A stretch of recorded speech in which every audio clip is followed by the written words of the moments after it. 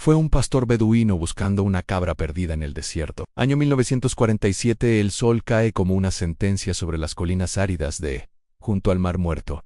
El silencio es absoluto. No hay ciudades, no hay testigos, son solo roca, polvo y una cueva oscura. El joven lanza una piedra hacia una grieta en la montaña, y en lugar del golpe seco contra la roca, escucha algo distinto, un sonido hueco como si la piedra hubiera roto una vasija. Ese eco no era solo cerámica quebrándose, era el pasado abriéndose.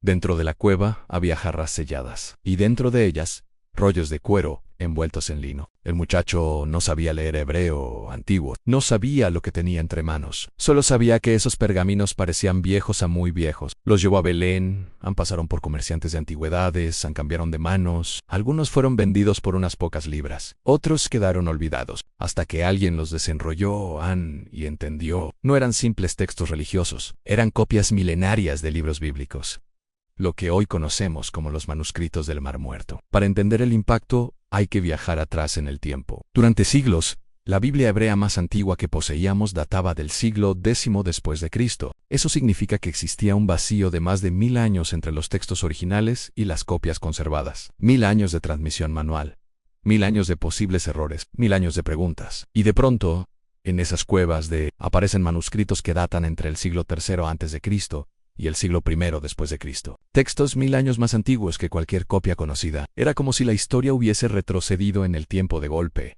No era un lugar al azar. Allí había vivido una comunidad judía, probablemente vinculada a los esenios, un grupo religioso radical para su época. Vivían apartados del mundo. Esperaban el fin de los tiempos. Copiaban textos sagrados con disciplina obsesiva. Creían que la corrupción religiosa dominaba Jerusalén. Creían que el templo estaba contaminado.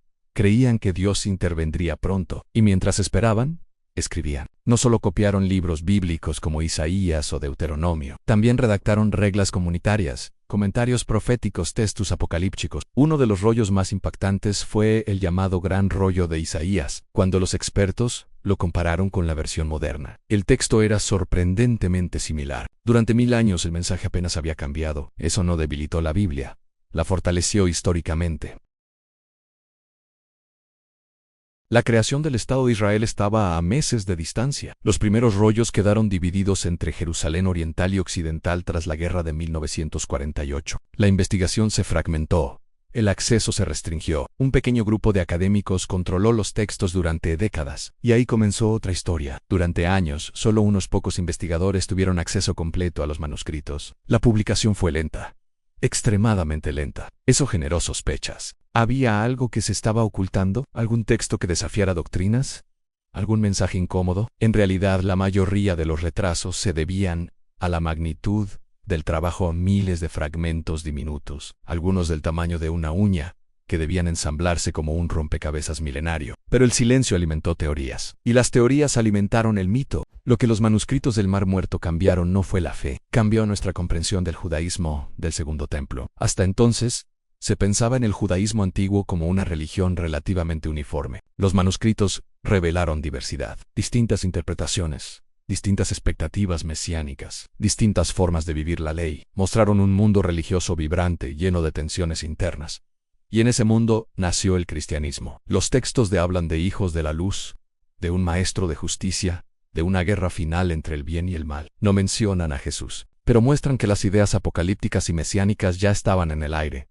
El cristianismo no surgió en el vacío, surgió en ese clima espiritual. Antes de los manuscritos, muchos críticos sostenían que los textos bíblicos habían sufrido alteraciones profundas con el paso de los siglos. Los rollos demostraron algo más complejo. Sí había variantes, sí existían diferencias, pero el núcleo del texto se había preservado con una fidelidad sorprendente. Eso cambió el debate académico.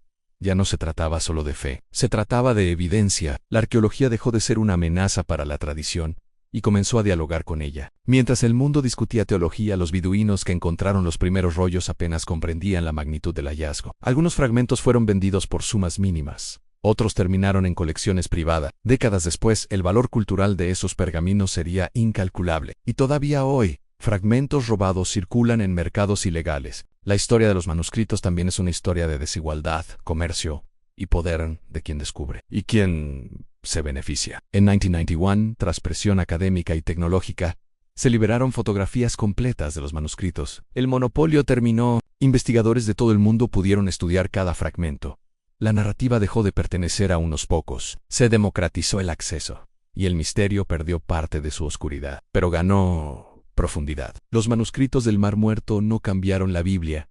Cambiaron nuestra relación con el pasado. Demostraron que la historia no es estática, que la tradición es más compleja de lo que creemos, que la fe y la investigación no siempre son enemigas. Mostraron que en el desierto, en el lugar más inhóspito, alguien decidió preservar palabras para un futuro que no conocía. Escribieron pensando que el fin estaba cerca, pero lo que hicieron fue hablarnos a nosotros. 2000 años después, todo comenzó con una piedra lanzada por aburrimiento, un gesto cotidiano en un accidente, y sin embargo esa piedra atravesó siglos. Hoy sabemos que los textos sagrados no flotan en el vacío, nacen en contextos humanos, en comunidades con miedo, esperanza y conflicto. Quizá lo más impactante no es lo que dicen los manuscritos, sino el hecho de que alguien, en medio del caos del siglo I, creyó que esas palabras merecían sobrevivir. En un mundo que cambia cada minuto, ¿qué estamos escribiendo nosotros que merezca ser encontrado dentro de 2000 años? Porque tal vez la próxima piedra ya está en el aire.